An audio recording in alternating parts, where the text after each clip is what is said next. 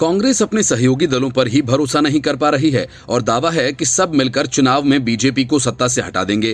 विपक्षी दलों की अगली बैठक मुंबई में होने जा रही है, जिसकी मेजबानी शरद पवार और उद्धव ठाकरे को करनी है। लेकिन कांग्रेस को इन दोनों ही पार्टियों से दिक्कत महसूस हो रही है।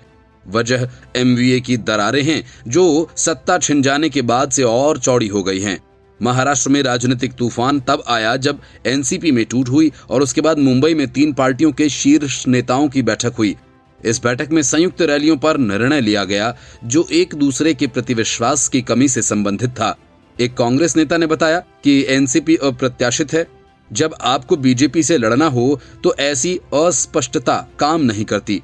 वंचित बहुजन अघाड़ी के अध्यक्ष प्रकाश अंबेडकर ने भी इस मुद्दे पर चिंता व्यक्त की। उन्होंने कहा कि जब एनसीपी के 2/3 विधायक भाजपा में शामिल हो गए तो वे किस विपक्षी मोर्चे का नेतृत्व करने जा रहे हैं, इसे स्पष्ट करने की आवश्यकता है।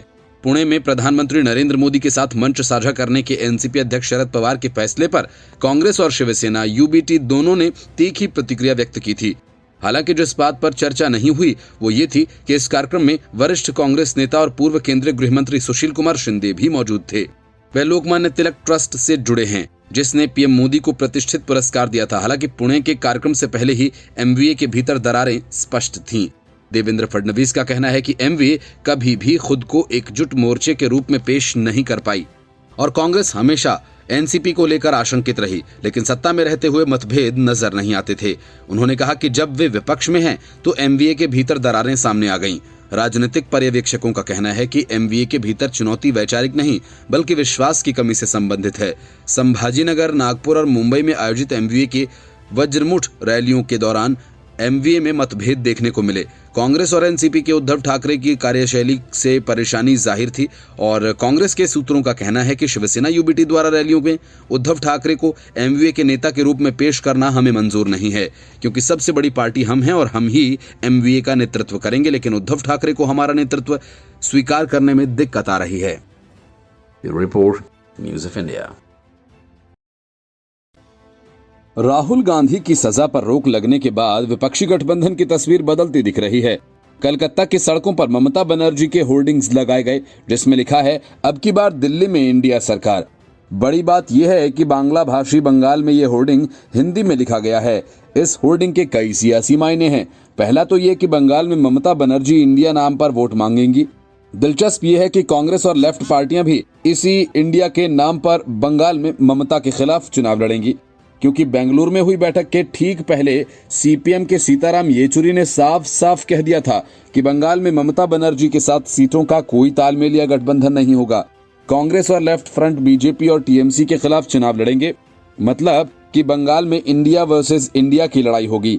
दूसरी बात यह कि इस होर्डिंग के सहारे पीएम फेस के रूप में ममता बनर्जी की दावेदारी पेश होगी और बेंगलुरु में हुई बैठक में मल्लिकार्जुन खड़गे ने कहा था कि पीएम फेस पर उनका दावा नहीं होगा, वे बस गठबंधन की एकता चाहते हैं। इसके तुरंत बाद टीएमसी नेता शताब्दी रॉय ने पीएम फेस के रूप में ममता बनर्जी का नाम आगे कर दिया। लेकिन सुप्रीम कोर्ट के फैसले के बाद जब राहुल गांधी के चुनाव लड़ने का रास्ता साफ हो गया, उसके बाद बहुत कुछ बदल गया। वैसे भी राजनीति में जो कहा जाता है वो होता नहीं, इसलिए कांग्रेस का दावा न सिर्फ पीएम फेस पर होगा बल्कि गठबंधन के बॉस की भूमिका में भी वही रहना चाहेगी। वजह यह कि कांग्रेस को न शरद पवार पर भरोसा है और न ही नीतीश कुमार पर। कांग्रेस जानती है कि बंगाल से बाहर ममता बनर्जी के नाम पर कहीं वोट नहीं मिलने वाला और अगर ममता बनर्जी के साथ बंगाल में ही सीटों का तालमेल नहीं हुआ तो फिर गठबंधन में उनके होने का क्या मतलब रह जाता है। 2024 के लोकसभा चुनाव में पीएम मोदी के नेतृत्व वाले एनडीए का विजय रथ रोकने के लिए 26 विपक्षी दल एक साथ आए हैं। बेंगलुरु में 18 जुलाई को इन दलों की एक बैठक कर्नाटक की राजधानी बेंगलुरु में हुई थी, जहां सभी ने Indian national development inclusive alliance नाम से एनडीए विरोध मोर्चा बनाने की घोषणा की थी। कोलकाता में ये पोस्टर ऐसे समय में लगाए गए हैं जब इसी महीने के आखिर में इंडिया गठबंधन की तीसरी बैठक होने वाली है। इंडिया गठबंधन की ये बैठक आगामी 31 अगस्त और 1 सितंबर को मुंबई में होनी है। सूत्रों का कहना है कि ये बैठक भी बेंगलुरु ही की तरह होगी। इसमें पहले दिन 31 अगस्त को रात्रि भोज का कार्यक्रम रखा गया है। 1 सितंबर को मुख्य बैठक होगी। उसी दिन बैठक के बाद विपक्षी गठबंधन के नेता संयुक्त प्रेस कॉन्फ्रेंस करेंगे।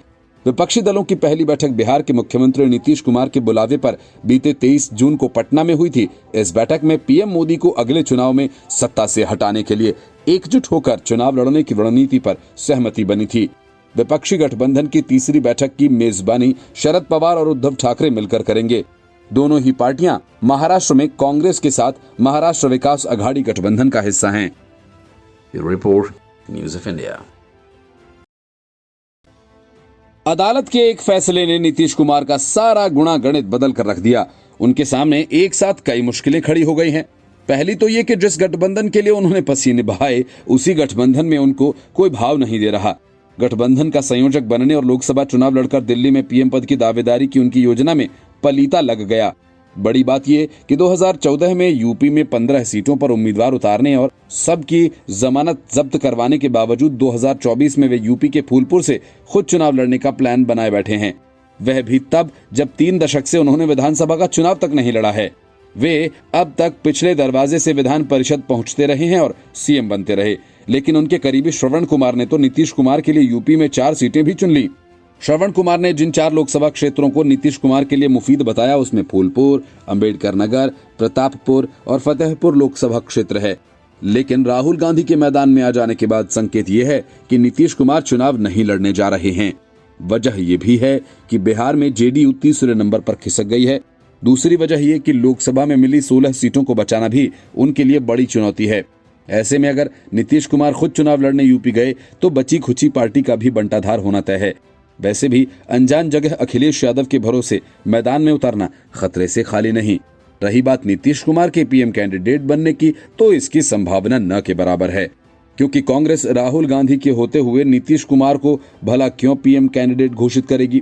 नीतीश कुमार लोकसभा का चुनाव यूपी के फूलपुर से लड़ेंगे या गृह जिला नालंदा से, मुश्किलों का सामना उन्हें करना होगा, क्योंकि इस बीच गंगा का पानी काफी बह गया है और नीतीश कुमार का चेहरा अब जिताऊ नहीं रहा। उन्हें हर मोर्चे पर तगड़ी चुनौतियों का सामना करना होगा। 2014 के संसदीय चुनाव में जदयू ने बिहार की 40 में से सिर्फ 2 सीटें जीती थीं। इसमें नालंदा सीट पर वे मात्र 8000 वोटों के अंतर से विजयी हुए थे। नीतीश कुमार को बिहार की जनता पर भरोसा नहीं रहा, इसलिए अब उत्तर प्रदेश उनके लिए कोई सुरक्षित सीट खोज रहा है। भाजपा चाहती है कि वे दोनों जगह चुनाव लड़ दें ताकि खुद को लेकर उनका भ्रम दूर हो जाए।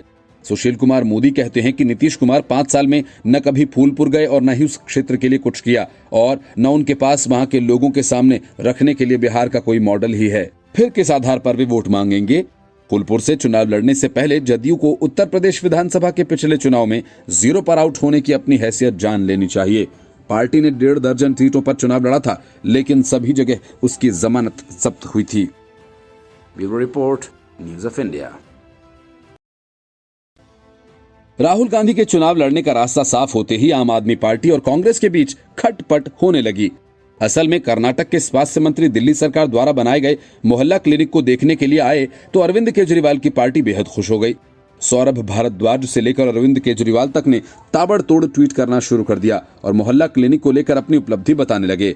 दिनेश गुंडूराव की तारीफें करने लगे। लेकिन जैसे ही सुप्रीम कोर्ट का फैसला आया, दिनेश गुंडूराव ने ट्वीट कर मोहल्ला क्लिनिक की आलोचना कर दी। दिनेश गुंडूराव ने कहा कि ये उतना प्रभावशाली नहीं है। हमारे राज्य में भी ऐसे मॉडल हैं। मोहल्ला क्लिनिक में ज्यादा लोग नहीं आते थे। ये कोई गेम चेंजर नहीं है। मैं इसे खराब नहीं कह रहा हूं, लेकिन ये वैसा नहीं है जैसा इसे बताया गया है। दक्षिण के राज्यों तमिलनाडु, केरल और कर्नाटक में ऐसे कई मॉडल्स हैं।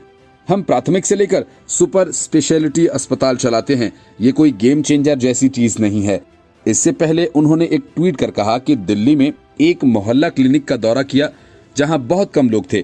कर्नाटक में हमारे क्लिनिक्स में मरीजों के लिए तत्काल परीक्षण करने के लिए प्रयोगशाला सहित अधिक सुविधाएं हैं। मुझे लगता है कि इसे बढ़ा चढ़ाकर पेश किया गया और मैं निराश होकर वापस आया। कर्नाटक के स्वास्थ्य मंत्री की इस टिप्पणी से आम आदमी पार्टी के नेता और कार्यकर्ता खासे आहत हो गए। सौरभ भारद्वाज ने ऐसा नहीं सोचा होगा कि दिनेश गुंडूराव इस दौरे के बाद दिल्ली सरकार के प्रचार पर सवाल उठा देंगे। दिल्ली के स्वास्थ्य मंत्री सौरभ भारद्वाज ने जानकारी दी कि कर्नाटक के स्वास्थ्य मंत्री अपनी सरकार की निम्मा क्लिनिक में सुधार के लिए दिल्ली के मोहल्ला क्लिनिक को देखने आए थे और वह इससे बहुत प्रभावित हुए।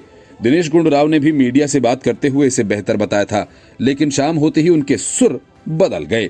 इससे पहले सौरभ भारद्वाज ने ट्वीट कर कहा था कि कर्नाटक और दिल्ली सरकार द्वारा सकारात्मक पहल कर्नाटक के नम्मा क्लिनिक को और बेहतर बनाने के लिए आज दिल्ली के पंचशील पार्क में कर्नाटक सरकार के स्वास्थ्य मंत्री ने सरकार के मोहल्ला क्लिनिक का दौरा किया। मुझे कर्नाटक आने का निमंत्रण दिया। आम आदमी पार्टी को स्वास्थ्य मंत्री दिनेश गुंडूराव का ये ट्वीट पसंद नहीं आया और पार्टी ने अपने कार्यकर्ताओं को कर्नाटक की निम्मा क्लिनिक का दौरा करने के लिए भेज दिया, जिसके बाद आम आदमी पार्टी ने यह सुझाव दिया कि दिनेश गुंडूराव अपने निर्वाचन क्षेत्र में वार्ड 94 के निम्मा क्लिनिक का दौरा करें और प्रदान की जा रही स्वास्थ्य सेवाओं की गुणवत्ता का आकलन करें। उन्हें सब पता चल जाएगा। Bureau report, news of India. Supreme court से राहत मिलने के बाद राहुल गांधी सीधा आरजेडी सांसद मीसा भारती के आवास पर लालू यादव से मुलाकात करने पहुंचे। वहां लालू यादव के साथ बंद कमरे में बातचीत की, लालू यादव के हाथों बना चंपारण मटन खाया और अब इस मुलाकात के मायने खोजे जाने लगे हैं। बिहार कांग्रेस प्रदेश अध्यक्ष अखिलेश सिंह ने राहुल गांधी की लालू यादव से मुलाकात पर तो कुछ कहा नहीं, लेकिन जो कुछ उन्होंने कहा वह नीतीश कुमार के कान खड़े कर देने के लिए काफी है। अखिलेश सिंह ने कहा कि राहुल गांधी को सुप्रीम कोर्ट से बड़ी राहत मिली है। अब राहुल जी के नेतृत्व में पूरे देश में आरएसएस की विचारधारा को हराने की लड़ाई लड़ी जाएगी। जाहिर है अखिलेश सिंह का बयान बेहद महत्वपूर्ण हो जाता है, खासकर तब जब देश की राजनीति में नीतीश कुमार की भूमिका को लेकर चर्चा का बाजार गर्म है। नीतीश कुमार को विपक्षी गठबंधन का संयोजक बनाने की चर्चा हो रही है, जिसकी कोशिश लालू प्रसाद भी कर रहे हैं, लेकिन कांग्रेस अध्यक्ष के बयान से मामला गंभीर हो सकता है, क्योंकि अगर राहुल गांधी गठबंधन का नेतृत्व करते हैं तो नीतीश कुमार सहित कई रीजनल पार्टीज का रुख क्या रहता है, ये देखना भी दिलचस्प रहेगा। दरअसल लालू यादव से राहुल गांधी की इस मुलाकात को बेहद महत्वपूर्ण माना जा रहा है, क्योंकि लालू यादव का कांग्रेस खासकर गांधी परिवार से बेहद पुराना संबंध है। कई मौके ऐसे आए जब लालू यादव गांधी परिवार के लिए ढाल बनकर खड़े हुए। लालू यादव ने पटना की बैठक में मजाक में राहुल गांधी को दूल्हा बनाने की बात कहकर गठबंधन के तमाम सहयोगियों को बड़ा मैसेज दिया था। लालू यादव से बंद कमरे में राहुल गांधी से क्या बात हुई ये तो सामने नहीं आया, लेकिन बिहार कांग्रेस के विधायक दल के नेता शकील खान कहते हैं कि अखिलेश सिंह ने जो कहा इसमें क्या गलत है। आज बीजेपी को टक्कर देने में सबसे अग्रणी राहुल गांधी ही हैं, इससे किसी को कैसे इनकार किया जा सकता है। राहुल गांधी जी ने सबको लेकर चलने की बात कही है। नीतीश जी भी देश के कई नेताओं से मिल चुके हैं, उन्हें एक साथ लेकर आए। सभी लोग इस प्रयास में लगे हैं और वह भी लगे हुए हैं। नीतीश कुमार की पूरी कोशिश फिलहाल विपक्षी गठबंधन का संयोजक बनने की है, लेकिन कांग्रेस को नीतीश कुमार उस पद के लायक नहीं लग रहे। कांग्रेस चाहती है कि जिस तरह से यूपीए की कमान सोनिया गांधी के हाथों में थी, ठीक वैसे ही इस नए गठबंधन की कमान भी कांग्रेस के ही पास रहे। संयोजक मंडल में नीतीश कुमार को कांग्रेस शामिल कर सकती है, लेकिन उन्हें संयोजक बनाना मुश्किल है। मतलब पीएम फेस को लेकर गठबंधन की छोर सब कुछ कांग्रेस अपने हाथों में रखेगी और सबका नेतृत्व राहुल गांधी करेंगे। Bureau report, news of India. उन्होंने कहा कि जब केजरीवाल कहते हैं कि हर आदमी को समान अधिकार की सरकार होनी चाहिए, तब वे चंडीगढ़ की बात क्यों नहीं करते, पुदुचेरी की बात क्यों नहीं करते? क्या सिर्फ दिल्ली के लोगों को ही पूरा अधिकार मिलना चाहिए? उन्होंने दिल्ली ऑर्डिनेंस पास होने पर आपके गठबंधन से अलग हो जाने की अटकलों पर जवाब देते हुए कहा कि जो बीजेपी करती है वो आम आदमी पार्टी करती है। मध्य प्रदेश और राजस्थान में आम आदमी पार्टी बीजेपी पर हमला नहीं करती, बल्कि कांग्रेस का विरोध करती है, कमलनाथ पर हमला करती है। संदीप दीक्षित ने कहा कि अरविंद केजरीवाल को अपना स्टैंड क्लियर करना चाहिए, वह इंडिया गठबंधन के साथ या बीजेपी गठबंधन के साथ हैं। उन्होंने कहा कि आज Delhi bad governance, miss governance और करप्ट गवर्नेंस का उदाहरण बन गया है। इसके साथ ही उन्होंने अपनी पार्टी पर भी बयान दिया। संदीप दीक्षित ने कहा कि मुझे कभी कभी निराशा होती है कि कांग्रेस में अपने लोगों से ज्यादा दूसरों की बातों पर भरोसा है। शीला दीक्षित के बेटे ने कहा कि कांग्रेस के लोगों को दिल्ली में रह रहे पार्टी के नेताओं से भी असलियत क्या, इसके बारे में पूछना चाहिए। संदीप दीक्षित ने कहा कि कांग्रेस के हमारे साथी दिल्ली सरकार की चकाचौंध देखकर कूद पड़ते हैं। उन्होंने निराशा जताते हुए कहा कि कांग्रेस के लोग अपने लोगों से न पूछकर दूसरों पर ज्यादा भरोसा कर लेते हैं। उन्होंने खुद को शामिल करते हुए कहा, कुछ हम लोगों से भी पूछ लो, हम लोग भी यहीं रहते हैं। दिल्ली की केजरीवाल सरकार पर निशाना साधते हुए कहा कि आज दिल्ली किसी और वजह से बेहतरीन उदाहरण बनकर उभरा है। पहले सड़क, स्वास्थ्य, शिक्षा और पर्यावरण के लिए उदाहरण बनकर उभरा था। संदीप ने आगे कहा कि आज Delhi bad governance, miss governance और करप्ट गवर्नेंस का उदाहरण बन गया है। Bureau report, news of India. Congress 2024 की चुनावी लड़ाई को मोदी बनाम राहुल बनाने में जिस तेजी से जुट गई है, उसका अंदाजा नीतीश कुमार से लेकर ममता बनर्जी तक और शरद पवार से लेकर केजरीवाल तक को भी नहीं था। लेकिन सुप्रीम कोर्ट का फैसला आ जाने के कुछ ही घंटों में कांग्रेस ने अपने सहयोगी दलों को एक तरह से चौंका दिया। राजस्थान के मुख्यमंत्री अशोक गहलोत ने खुलेआम ये कहकर खासी हलचल पैदा कर दी, राहुल गांधी प्रधानमंत्री पद के लिए हमारा चेहरा है। इस बात में कोई संदेह नहीं है कि अगर कोई पीएम मोदी का मुकाबला कर सकता है तो वह वही हैं। कांग्रेस भले ही सार्वजनिक रूप से कह चुकी है कि उसे शीर्ष पद में कोई दिलचस्पी नहीं, लेकिन सुप्रीम कोर्ट का फैसला आ जाने से पहले ही पार्टी ने राहुल गांधी को विपक्षी गुट के नेता के रूप में पेश करना शुरू कर दिया था। बेंगलुरु की बैठक में अन्य विपक्षी दलों को संबोधित करते हुए कांग्रेस अध्यक्ष मल्लिकार्जुन खड़गे ने कहा था कि हम पीएम पद पर दावेदारी नहीं करना चाहते हैं, लेकिन निजी तौर पर कांग्रेस जानती है कि उसके कैडर को केवल तभी बढ़ाया जा सकता है जब राहुल गांधी को प्रधानमंत्री के रूप में पेश किया जाए। ये और भी महत्वपूर्ण है क्योंकि अधिकांश राज्यों में ये कांग्रेस बनाम भाजपा के बीच की सीधी लड़ाई है। इसलिए पार्टी खुद को मजबूत करने और विपक्षी खेमे में बड़े भाई की भूमिका निभाने की जरूरत महसूस करती है। हालांकि यही वो मुद्दा है जहां विपक्षी गठबंधन के भीतर विरोधाभास सामने आ सकते हैं, क्योंकि ममता बनर्जी राहुल गांधी को बीजेपी का टीआरपी बता चुकी हैं और शरद पवार को राहुल गांधी की समझदारी पर भरोसा नहीं। अरविंद केजरीवाल अपने असली पत्ते राज्यसभा में दिल्ली सेवा बिल मतदान के बाद खोलेंगे। वैसे राहुल गांधी को पीएम बनवाने में आम आदमी पार्टी की कोई दिलचस्पी नहीं है, क्योंकि उसकी अपनी महत्वाकांक्षाएं इसके आड़े आती हैं। राहुल गांधी एक और भारत जोड़ो यात्रा निकालने की तैयारी कर रहे हैं, जिससे उनके लिए विपक्षी गुट का नेतृत्व करने का दबाव और अधिक आक्रामक और तीखा होना तय है। लेकिन कांग्रेस में इसे लेकर सतर्क चिंतन चल रहा है। यह स्पष्ट है कि फिलहाल पीएम मोदी के पास बढ़त है और 2024 की लड़ाई को उनके और राहुल गांधी के बीच बताने से बीजेपी को और मदद मिल सकती है।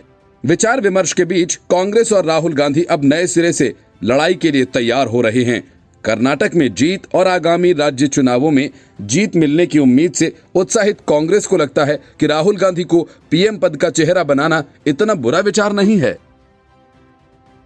Bureau report, news of India. विपक्षी गठबंधन में कांग्रेस ने ममता बनर्जी और केजरीवाल दोनों को शामिल कर लिया, लेकिन राहुल गांधी के मैदान में आने के बाद कांग्रेस ने अपनी रणनीति पूरी तरह से बदल दी है।